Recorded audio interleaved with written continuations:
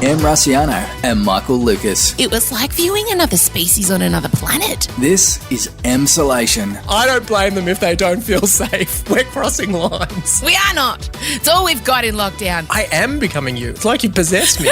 I want to implement a safe word for my family, and I'll just shout at them, banana, banana. You're in Emsolation. Tick, tick, tick, tick, tick, tick my box. Good morning, hello. I am re-recording my intro. This time my voice sounds like this. My voice takes a bit to get going. I can go quite deep. I text my producer last night at midnight. I said, Mike, I'm not happy with the intro. I'd like to do another one. And he's so good. He's like, yeah, sure. So here I am. It wasn't quite midnight. It was like 9 p.m., but that's midnight for me, guys. It's pretty late. I can't even start a movie. If it's 9 o'clock, I'll say to Scott, it's a bit late to start a movie. And so here I am, 7:41 a.m. with a very deep voice saying, hello. Thank you for being a part of Emsolation. Hello to everyone except the people in Melbourne who got coronavirus and then went to a family gathering. You guys, if you get the Rona, do not pass go, do not collect $200, do not go to Nana's 80th, straight home to isolate. So if you're in Melbourne like I am, we've gone backwards. We are back into kind of semi-severe lockdown. So to all my Emsolators, I'm thinking of you. Sadly, if you had tickets to my show on Friday night, this Friday night, if you were lucky enough to get them, they sold out in 20 seconds, you can't come. And we will be refunding your money in full and you'll have to watch me at home. You'll have to join all the others who have got their tickets. Do you have your ticket yet? Do you have it? Because this show is now a full virtual online experience. Now, back in the day, if you said something was a virtual show, it would mean, obviously, that my top wouldn't be on. My top will be well and truly on with 4 bras underneath it. Don't you worry about that. Gosh, isn't technology amazing? Did you used to watch Beyond 2000? And you'd be watching, by 2020, there will definitely be flying cars. I will have a robot butler. I don't have either. But I am putting on a show that you'll be able to watch on your phone if you want to and just lay in bed. Now, it is this Friday night at 8 o'clock. I'm very excited. I was slightly disappointed at first that there wouldn't be people in the room with me, but I know you'll all be there at home watching. And now that if you're in Melbourne, now there's even more reason. You're going to get out and about in your own lounge room. You've got to get dressed up. You don't have to wear pants, though. I won't know. I mean, I wouldn't even care if you weren't wearing pants, Now, you can't watch it if you don't have a ticket. I'm behind a big glittery paywall. That's right, because I'm worth it. It's just $10 though. What's that? 2 cups of coffee, a kilo of mince, good mince, 4 stars, guys, 4 stars at least. It's nothing. And it's really easy. Some of you have said you're scared of the Crowdcast website. You don't have to be. You just go and you reserve your place, then you send an email, you get a link and you just watch it either off your laptop in a browser, like any website you go and visit, like Netflix, or you can get the Crowdcast app on your phone. It's super easy. mrussiano.com. And, this is the new way for all of us makers and performers. And I know it's hard and it's a new thing to have to think about paying money for something you're watching online, but you can't come and see us in the flesh, and that's our job. But I know you guys get it. God, I always hear other artists saying, Em, I don't think you should do it. Lots of people told me not to do this show. And they said people don't want to pay because they get it online for free. And I said, no, my people get it. They come and they see me. There's no difference of seeing me on stage to what you're going to see on Friday night. Okay, there's a big difference. There's certainly not going to be dancing vaginas. You're probably not going to get as loose. Although if you're at home, you may get even looser. Looking forward to all your eyes being on me Friday night in your lounge rooms. I'm here for you. mrussiano.com. On Saturday night, Michael Lucas and his wonderful husband Adrian came over for dinner, as they so often do. And, we had 3 phases of the night. They arrive early so they can hang out with Elio. Then they had some soup. Michael made me make him something healthy because he feels like, he's got an ISO ass. He's fine. And then we went and we sat out by the fire and made s'mores. Have you had s'mores? This was introduced to me by my daughter's best friends. They're American. Basically, you get a big marshmallow, you impregnate it with a piece of chocolate, then you put it on a stick, you roast it over the fire until the outside goes black and the chocolate's melted. Then you put it between 2 Marie biscuits, squish that together, and then eat it like a delicious, very healthy, #blessed, living my best life sandwich. Oh my God, you guys, it is so good. If you want to get extra, then you can put it on a plate with ice cream and ice magic. I definitely did that. So good. And as we were sitting around the fire drinking mulled wine, have we hit peak middle age or what? I'm all about mulled wine is my 2020 theme. It's my 2020 vibe because everything else has gone to shit, let's be honest. But you can rely on mulled wine. It's so comforting. And if I decided about 11 a.m. on a day I'm having a mulled wine, my whole day gets better. It's like I'm pre-planning a hug with a drink. Isn't that okay? Mulled wine is so easy to make. Just Google it. I'm not going to give you my recipe, but it's seriously just some orange peel, a pot, some cinnamon sugar and strawberries, and then whatever else you want to add. Just add to taste. It's so good. So when the mulled wine flows, so do the stories. And my daughters love sitting around hearing about high school because Michael and I went to high school, and they delight in his vivid storytelling of their socially awkward mother struggling her way through teen hell. Because Michael and I were very low down on the social hierarchy. He was a tubby nerd and I was an ethnic tomboy, a very hairy ethnic tomboy. I had very short hair. I mean, by 13, I was essentially a hobbit with a taste for glitter. You guys know that. I ranked only slightly higher on the scale because I was very good at sport. And as we know in Australian culture, if you can run fast or catch a ball or kick a ball well, you can be forgiven for being a little bit different. Michael would sit, bless him, in the library at lunchtime and recess with a couple other of the boys, reading the newspapers, just perusing the news, as 30-year-old boys definitely should. And then our school got like one of the first computers in our area, and he then just commandeered the computer. He was Computer Michael. I mean, there's nothing hotter. Can you imagine all the dates he was getting being Computer Michael? I'd play basketball with the boys at lunchtime, and because I was good at sport, I was accepted in, and the jocks liked me, only platonically though. And I would attempt to be like, we'd leave the basketball court and they'd go up to the girls on the hill, and the girls on the hill were like glamazons, unicorns. In my mind, you know the start of Wonder Woman? They look like that. I mean, they were normal teenage girls. But to this short, hairy, you know, they were like, oh. And we walk up the hill and I'd try and think of things to say. And oh, God, I always got it wrong. And I was just on the fringes. I was a fringe dweller. I never belonged anywhere. Like at least by year 9, Michael had this huge group of drama, music, you know, those kids, and they'd have their own parties, which PS were wilder. The drama kids' parties were always wilder than the cool kids' parties in the end. Like we'd hear the stories. And I was kind of invited to both, but always on the fringes. I was never part of a crew. And my girls would look at me now and they're like, what? And then, you know, we talked about how I was the only Italian person. I was the only ethnic person at my primary and high school, and that blew their mind because, gosh, we're everywhere now. But I mean, my girls have never been called a wog. I asked them, I said, have you ever been called? And they're like, nah. The first time I heard that was when my prep teacher called Emilio Raciano on the roll. And it was the first time someone yelled wog in front of me. I was like laughing away at it, and Michael and Adrian left. And then Scott said to me, did that used to upset you? And I said, look, you know, I've always been really proud of my Italian heritage, and I love my Italianness, and my dad is so important to me. So I guess I wasn't embarrassed by him ever, and I wasn't ashamed of it. But, you know, in Australia, especially in the 80s and 90s, you know, it was pretty cruel at school. And if you weren't an Anglo kid with an Anglo-sounding name, then you're an other. And I guess I've always been an other. Even in my career, even in everything that I do, I'm an other. And the way I've survived that, and people often say to me, you know, how do you kind of get through being, I mean, I've always been a bit weird, and I've always annoyed people. And I think my advice to you is if you're someone who's a bit different in whatever way, if an Anglo-Australian, if you went to school and you were different, an Anglo-Australian kid would have let you know. I found the others. And I guess a lot of you guys are the others. But yeah, I mean, obviously I've buried a lot of trauma. I've buried a lot of that stuff, being called all those names all the way through. But it's kind of lit that eternal fire in me to be really good at everything and prove myself, which I mean is exhausting and it's caused me a lot of problems also. But yeah, I guess you just got, like Michael did, you just got to find your tribe. And I say that to the girls all the time. And I said that to my other daughter. She's in year 8 and she's 13, Odette. And God, that was such a tough time. But you've just got to find people who see you and like you for you. And that's hard in high school because you just want to be with the girls on the hill. But I'll never be with the girls on the hill. Even now I don't fit in with the girls on the hill. All right, that's enough reminiscing and trauma. We've got Michael Lucas coming up to talk Masterchef, of course. You know, look, that taste test, let's talk about it. I'm going to try and be nice about Andy. I will. Shut up, Andy. Oh, my God, I can't even help saying that. Nah, he's great. He's a lovely guy. He's such a nice guy. Look, we're also going to be talking about a fantastic podcast Michael rang me breathlessly about called Debutante. It's all happening. Oh, Deb Balls. If you grew up in the 90s, Deb Balls, big deal. Basically your trial wedding.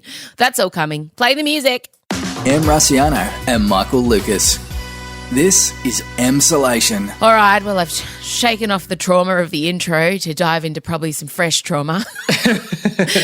Michael Lucas. Oh, Michael, you won't have heard it yet, but I spoke about how we were all laughing about high school at dinner on Saturday night, and then it caused me to spiral after it. Oh, that's not surprising. I think that a high school spiral is going to be a regular feature. Probably every 2 to 3 years you'll go into complete meltdown about it for the rest of your life. But when do you ever stop having revelations? Like, just when you think you know every corner of your trauma from that era and you think you've worked through it, you're in the shower on Saturday night after 3 mulled wines and you have an epiphany as to why you relentlessly work yourself to the bone, linking back to being called a smelly wog as a 5-year-old.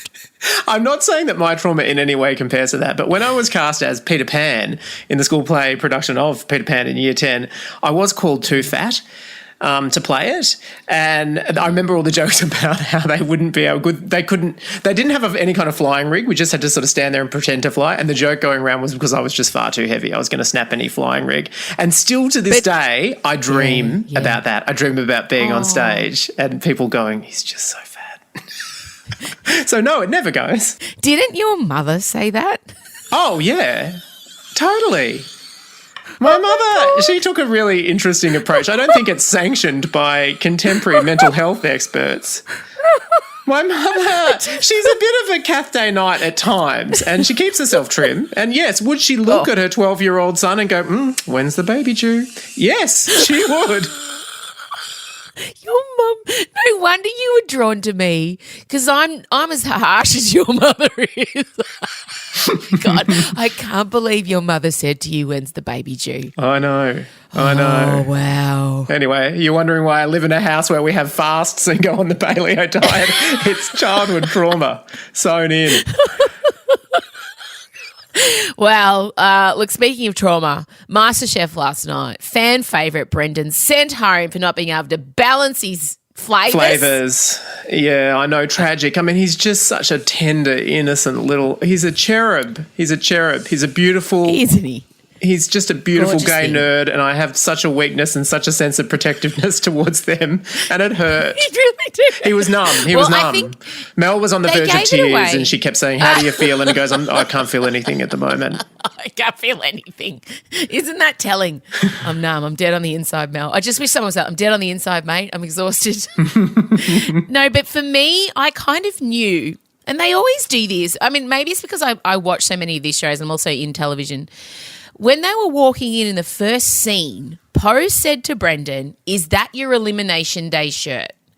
And they've never mentioned this before. And then Brendan said back, yeah, I wear it every elimination. And then I said, well, he's gone. Because, like, they specifically within the first 2 minutes made a big deal about the fact he was wearing an elimination shirt on an elimination show, which led me to believe he's going to be eliminated. Don't you think? I must admit, yeah, look, sure. For some reason, I was just convinced it was going to be Tessa. I don't know why. Nah. I thought she looked a little bit sort of upset in the side interview, so I thought, she's gone. But no. Nah, she was just annoyed that she got celery wrong in the first guess. Oh, my God. We literally watched a full hour of people just tasting cubes of food. I mean, who have we become? Is this what TV is now? I mean, I wasn't going to turn the channel, of course not, but they really tested how committed I am to the MasterChef format. Oh, my God. But what I was yelling at the telly, as usual, my usual shut up Andes, but also, like, first of all, Callum, with all honesty, looks at the camera and with his gorgeous lisp says, basically, it's Russian roulette with food. And I'm like, that's not how Russian roulette works, mate. Have you?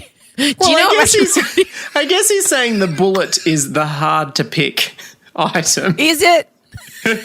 Look, yeah, the stakes might be slightly different, sure. And then he takes a bite of his first cube and he's like, and he's thinking, and I'm like, oh yeah. And then he goes, carrot. I was like, what? What? It took you 30 seconds of umming and ahhing to get carrot?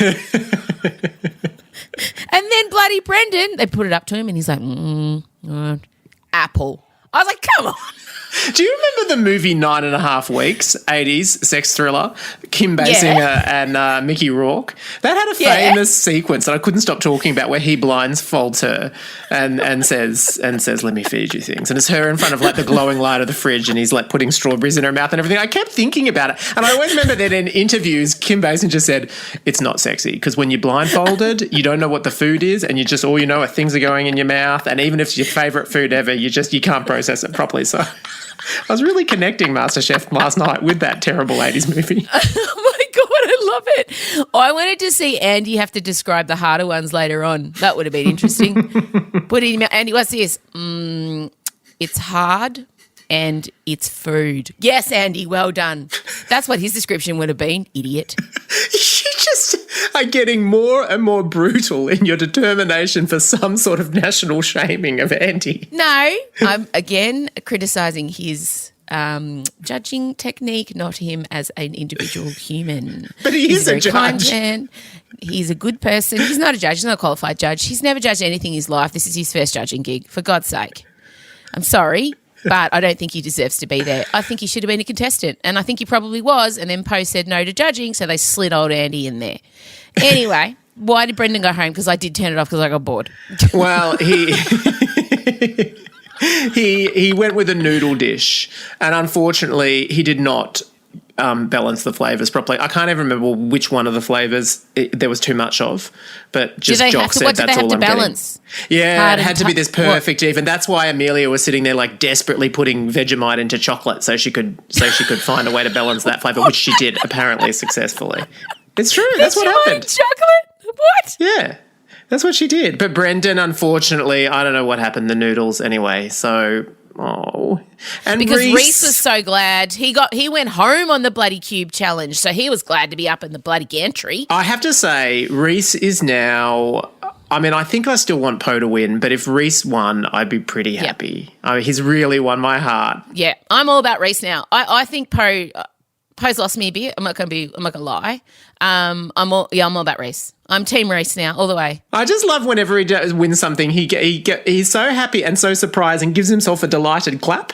And you can see it in endless memes, but it's just such a beautiful reaction. And I'll go Reese. All the way with the delightful gay. That's what I'm going to say for Reese. That could be, if I ever run for Prime Minister, that's totally my slogan. All the way with the delightful gay. Yeah, it works. He's so gorgeous. I love him. All right, well, we'll continue on. Look, I'll try and find something nice to say about Andy next episode. That's a nice shade of beige bomber jacket you're wearing, bro. Okay. That's a first step. You may have to try harder. Look at your maroon chinos. They've been ironed well. What about that? It's fine. I love him. I love Andy. He's a great bloke. He's really nice.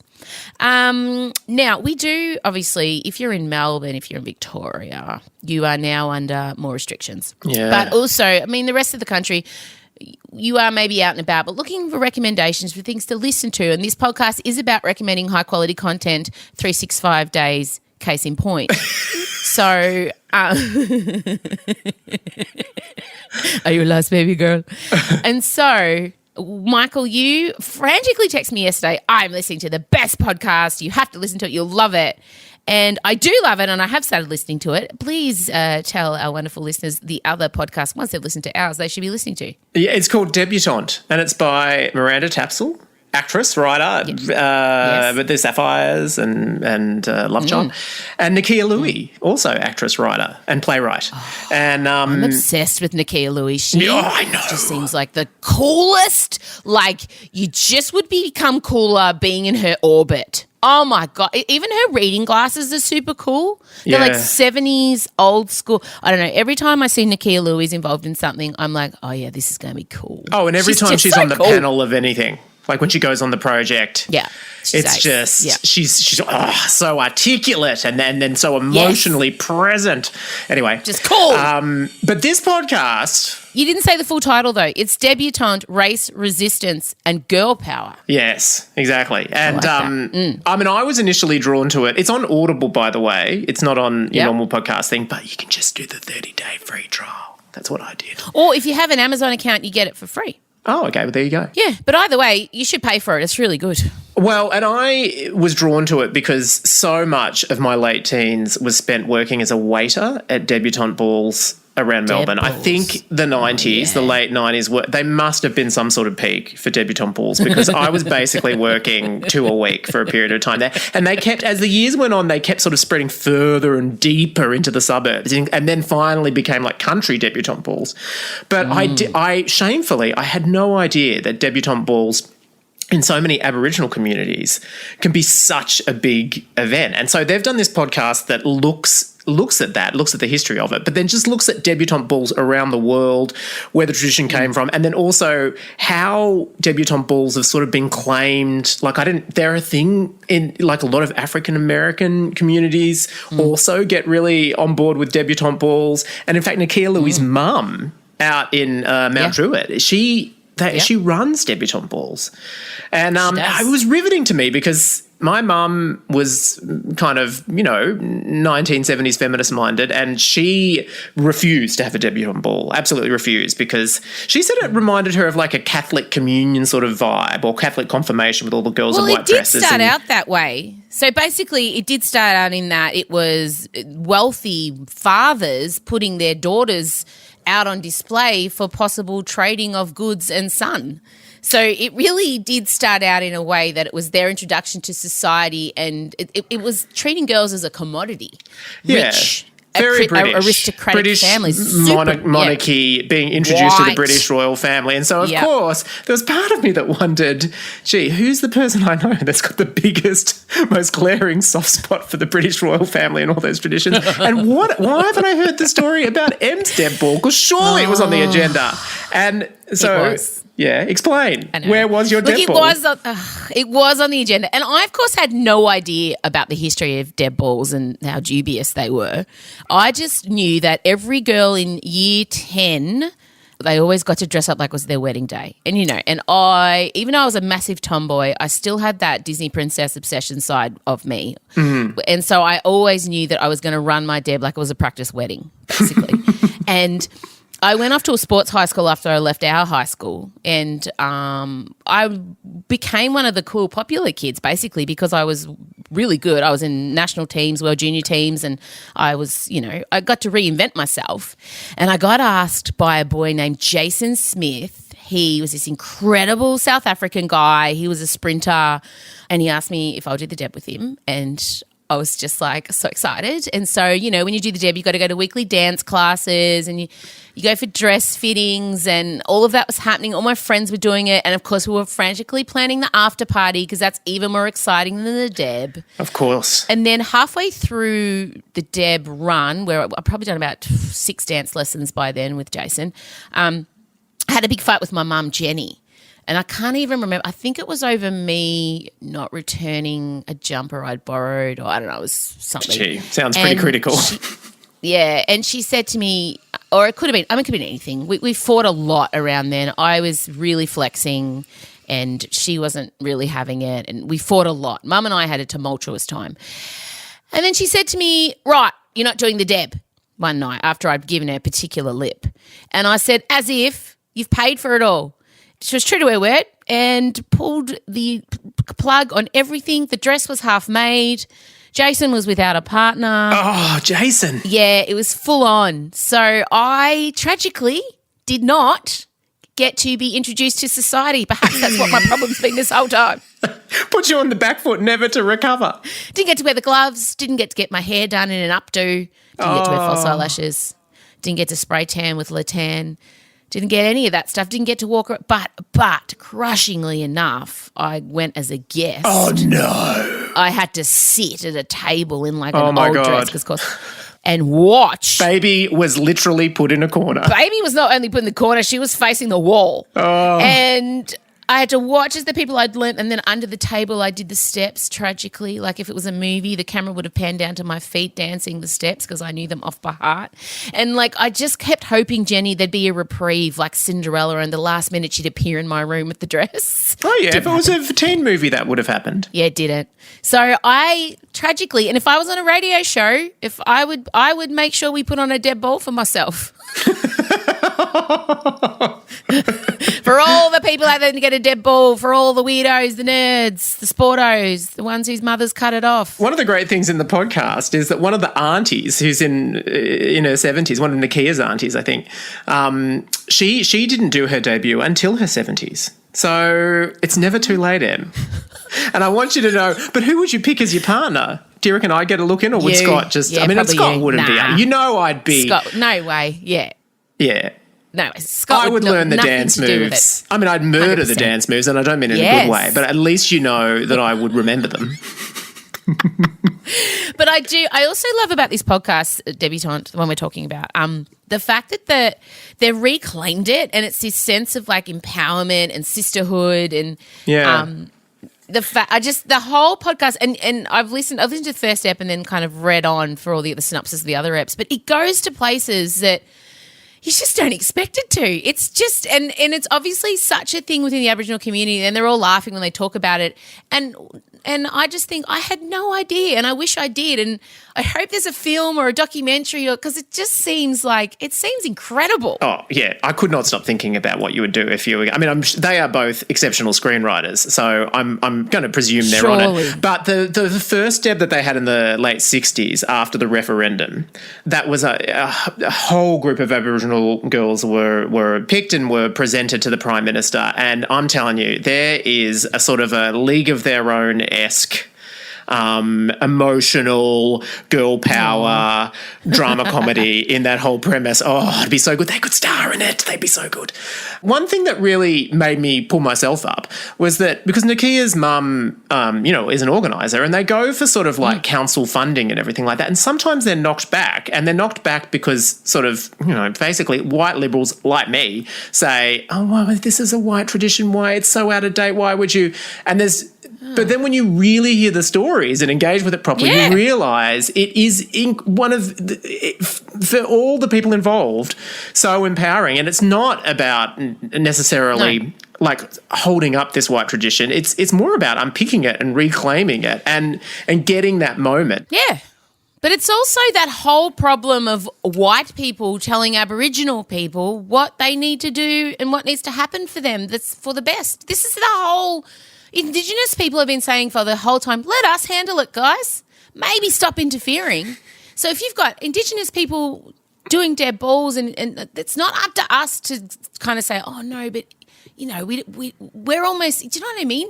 Enough of white people telling Indigenous people what's best for them. And that's even well-meaning. Because I even remember working as a waiter in the 90s. I mean, it was not the gig you wanted because they used to charge people so much, families so much to go to those balls. And but really they're serving them a pretty shitty meal. And so because of that, the waiters would cop a lot of flack. I still remember being abused by families at Tapsell going, we have paid $400 for this ticket. Vividly. And then they're expecting they're going to get more than overcooked chicken and then overcooked beef. It was always, overcooked And I also remember being kind of mystified by... You would see how much it was embraced by like Asian families, and there would always be a lot of Greek families. They would always be presented like with the Haratsis and the Pinotis, and I would always think, why are you claiming this British thing? But now... I understand more. And also, it made me realise, like, I myself, the one big, tradition that I was excluded from for so long was weddings. And when I finally got the chance to do it, I deliberately went in and thought, I'm going to make this my own. I'm going to pick which parts of the tradition I like, and I'm going to trash the parts of it that I don't like, and I'm going to reinvent it, and it's going to be amazing. It's going to be the best ever. Oh, my God, yes, exactly. That's good. All right, well, look, it's called Debutante, Race, Resistance and Girl Power. Nakkiah Louie and Miranda Tapsell. Go and listen to it. It's so fascinating, so well done. And look, maybe I'll think about putting on a deb ball for my next stand-up tour next year. And everyone has to come in deb gowns. I reckon people would get into it.